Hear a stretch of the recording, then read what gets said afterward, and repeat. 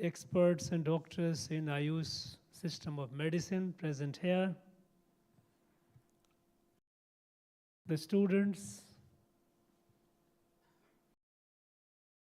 distinguished invitees, friends from the media. I am truly delighted to see an assembly of eminent Ayush experts, practitioners, philosophers present this day in our Bharatiya Mandapam.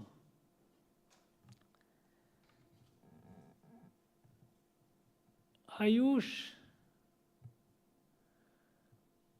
yes, we heard the eminent persons from all these disciplines explaining their potential, what they are doing and what they can do. And also the need for adequate recognition and encouragement.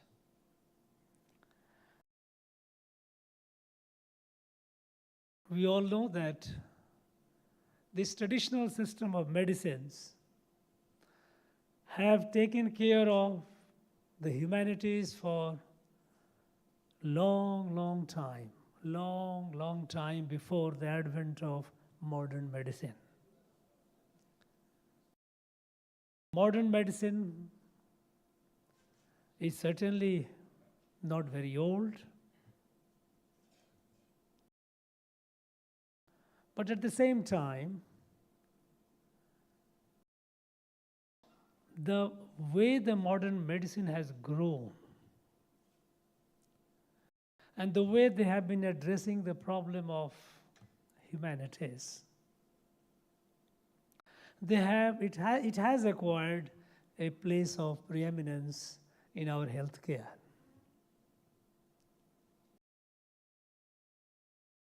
No doubt, there are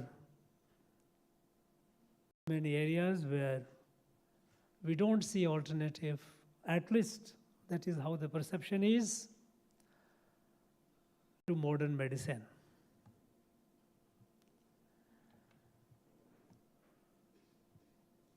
But the fact that these traditional medicines have, or a traditional system of medicines, I should say, they have taken care of the humanity for such a long time.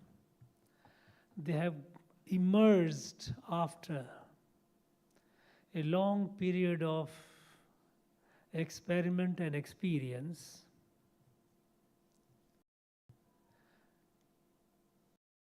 They should not be overshadowed or should not be marginalized by the modern science or modern medical science.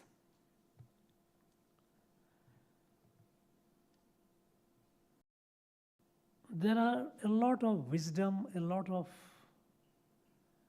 merit in our villages. We know we have a representative of the Irula tribe here, meeting the needs of health care or medical care in certain situations to the people. In our villages, we used to have experienced people to whom we used to rush in time of need, and they used to help.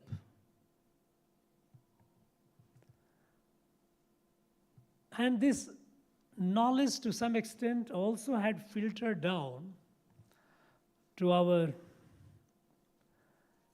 mothers and grandmothers. They also used to treat us in time of need. And many a times they used to be successful.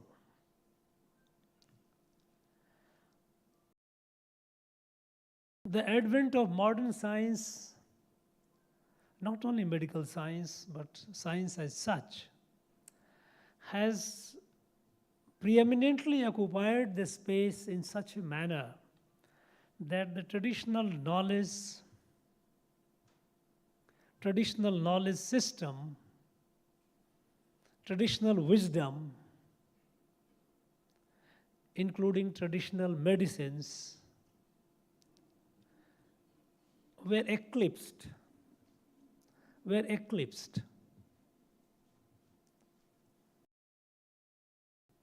I think this is not good for humanity. While we embrace the modern, we cannot and we should not lose the traditional.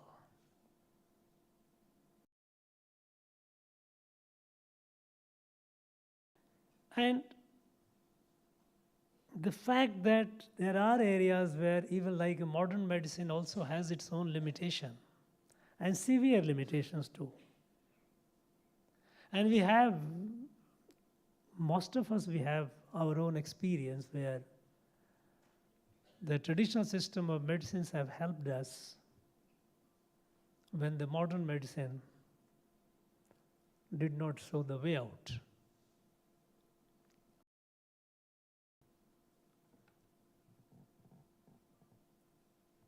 Actually, the problem that we are facing today in the world and more so in our country, I won't say more so in our country, because our country, we are saying that because our country we have a very strong and robust system of Ayush. People have been practicing for thousands and thousands of years. In our own land here, we know that many of Tamil Nadu, when we see that we have a relatively more vibrant system of Ayush, traditional medicine system, primarily also because we have so many Siddhas and Yogi who were born on this land, whether it is Dinamalar, whether Patanjali, so many of them. So it is natural that this traditional medicine system remains more vibrant. But the problem that actually we all face, and so is the challenge before the Ayush community, is also that while our medicines work, often a question is asked, how does it work? What is the mechanism? How does it work? And often a demand is made to prove it. Now, when the demand comes for proving it,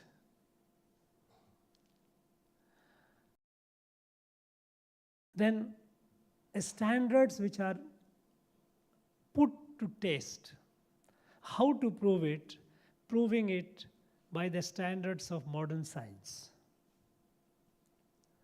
Now here there is, to me it appears, there is a fundamental difference. Because while the modern medicine looks at the body essentially as a machine,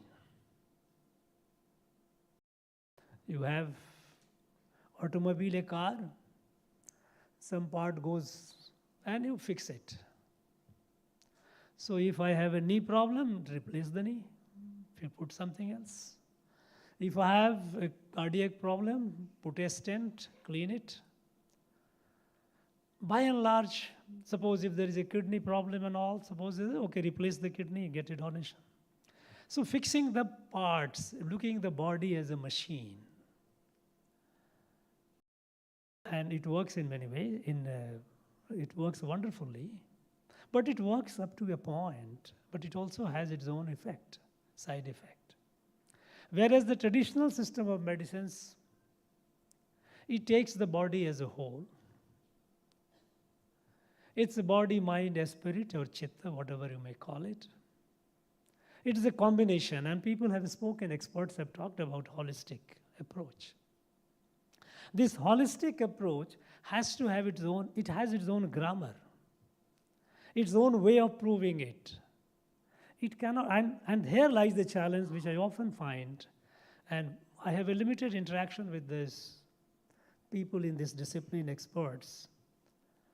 But usually I pose a question that why don't we create a, why? Because there is a tendency on the part of traditional medicine practitioners to prove it on the argument or on the basis, on the premises which modern science does, the modern medicine does. Modern medicine treats it as a matter. Body is not just a matter. It is a matter, mind, spirit. This, now they are slowly and slowly getting into it. When it comes to people are talking about you are stressed to go for yoga. Even now the doctors have, modern medicine doctors have also started recommending, go for meditation. New disciplines are coming, the psychiatric discipline, all this, this behavioral psychology and all those things, behavioral psychology therapy, they're all trying to grapple with the emerging challenges which the modern medicine is facing, but the basic grammar remains the same by analytical, by looking into parts and parts and parts. But holistic approach to health and well-being. Because in the traditional system, it is not just a treatment of an ailment, but its focus is on the well-being. In the All India Institute of Medical Sciences, Delhi, their logo is Sarira Madhyam Khalu Dharma Sadhanam. Sarir is the madhyam, medium for performing all the dharmas. But what is sarir? Sarir is not. It should not be looked only as a physical body. So when you look at this sarir, when you look at a human being as an entity with a body, mind, and a spirit, then the intervention that is needed, and to a large extent which is provided by various traditional medicine systems, and the approach would not necessarily be the approach that you take when you take as a pure matter, as a pure physical object, and as a simple chemical reaction. Now, often, our people often, when I say our people, means people from the traditional system of medicines, based on experience, they give the medicine. And many times it works, sometimes it may or may not work. But that is the case with all system of medicines. But the demand that is made by the modern science that you must prove it in laboratory, I think that laboratory has to be something different than laboratory as it is assumed and presumed by the modern science. How to create that framework? How to create the framework for validating what traditional system of medicine is doing? Many a times you do in the laboratory and try to find out, I'm giving this herb because this herb has got this particular chemical and this particular chemical works.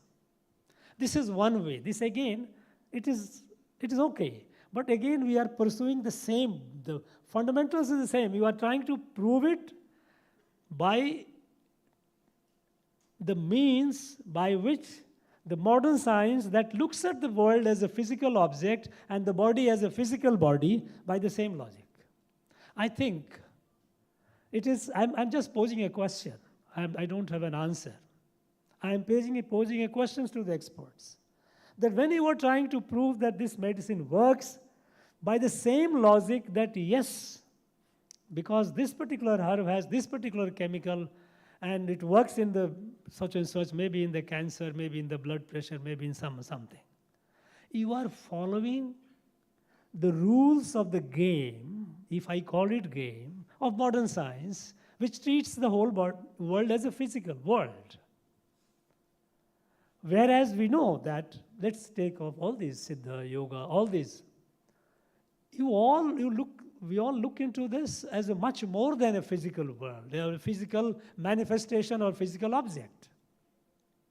So the framework for validating also has to be something different.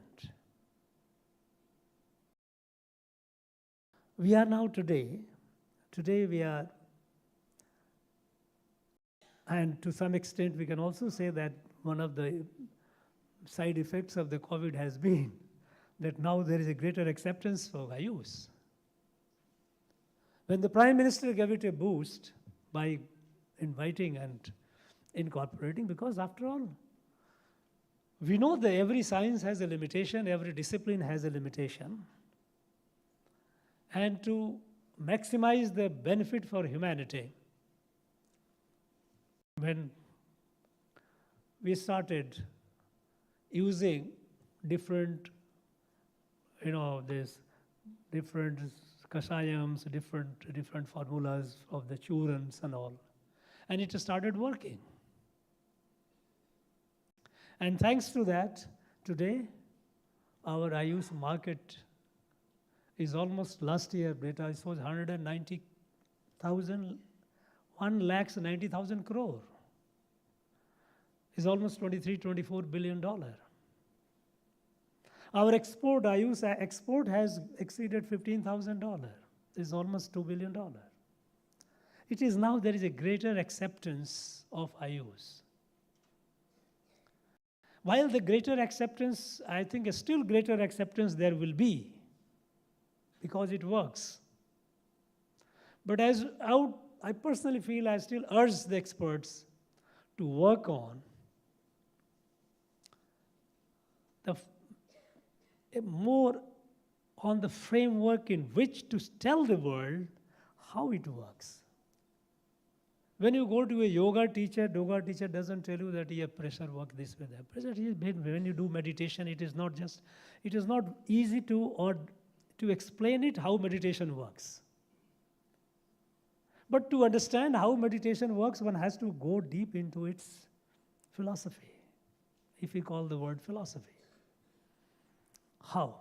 Because you are not looking at as a human being as a physical object or a physical body, but much more than that. And it is a challenge, but nevertheless, this challenge has to be addressed. Otherwise, yes, a call came. Dr. Meera gave a call, let us unite. Good. After all, you have to unite. This is how it works. But then you have also to have, when we say scientific, you have to have a creative framework by which, because modern mind is curious. Today, people would like to know the reason why is it working and how is it working. This how and why, you cannot explain it by using the same, because modern mind has been tuned largely by the modern science.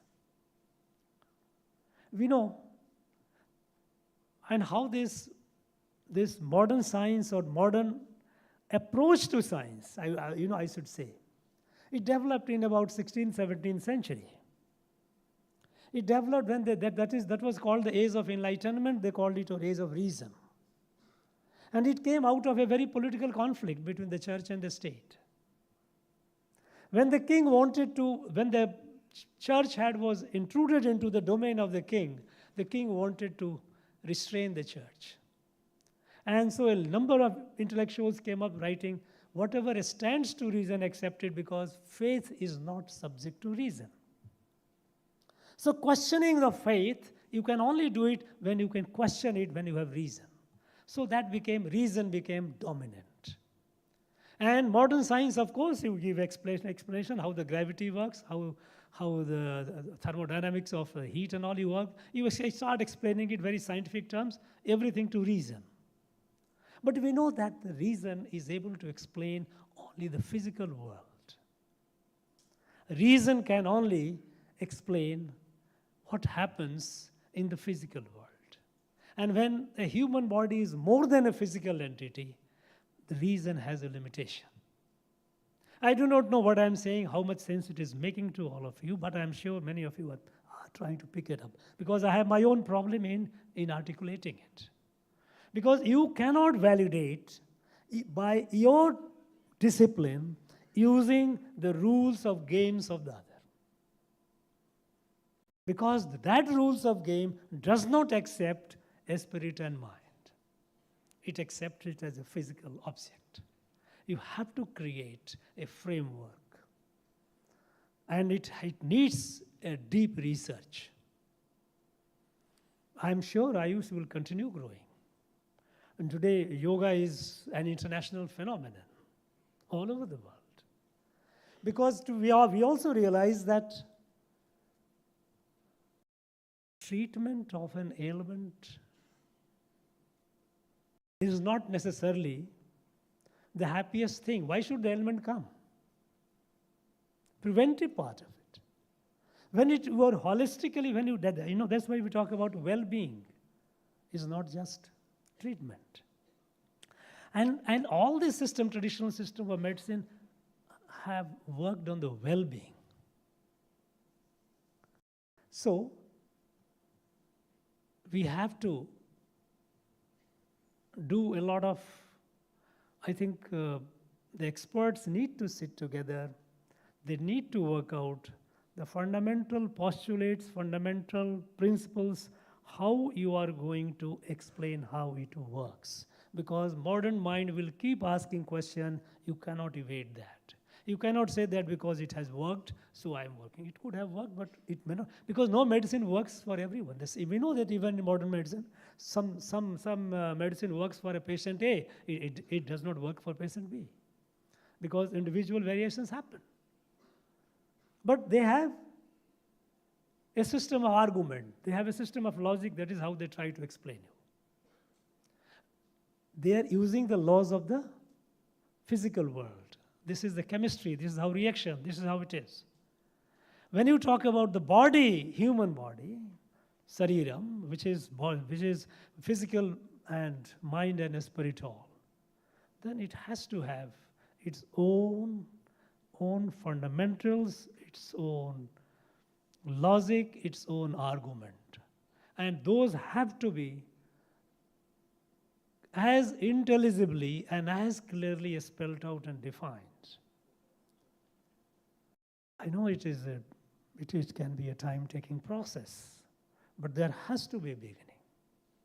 Modern science did not emerge in a day, but a beginning happened some centuries ago. Similarly, a beginning has to be made. And we, at a time when our country, this is the most opportune time. Our Prime Minister often says, "Idu neram shariyana neram." This is yahi samay hai, sahi samay. This is the time when India is now emerging in the world with its own identity. India is not just emerging in the field of science and technology. It's also resurging in its traditional values. That is why every time Prime Minister talks, he talks about our heritage. We must be proud of our heritage, and this traditional system of medicine is our heritage. Some of it originated elsewhere, as you say, Unani and homeopathy. But we absorbed it. It is ours now.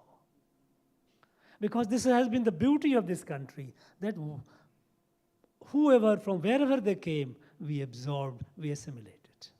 So it is now ours. So when when India is emerging as a hope to the world, and hope to the world to solve the world's crisis, the crisis of health and well-being is going to be one of the major crises. We have seen how it happened in pandemic. Something can happen tomorrow. So while we are growing in modern science and technology, we also must grow in our traditional knowledge system, including our traditional medicines. Traditional system of medicine, I should say. I'm very happy to have this assembly. We have been thinking of it for quite some time. I am thankful to you for making it possible, for coming over, gracing the occasion. And I wish all of you the very best. I wish our traditional system of medicine the very best. Because we say that when the country is rising with its own identity, if we remove this, our identity is impaired. It is not a full identity. It is for the sake of ourselves and for the sake of the world that the traditional system of medicine must grow and must grow robustly. And for that, we need to create the good scientific outlook. Scientific outlook is not exactly what the modern science tells you. Science, that and scientific outlook is different. We have to go to do all this. Thank you very much. I wish you all the best. Thank you. Jai Hind, Jai Hind. Thank you, sir. We now request Dr. G. Meera Sudhir of Jnanavarshini Trust to propose the vote of thanks.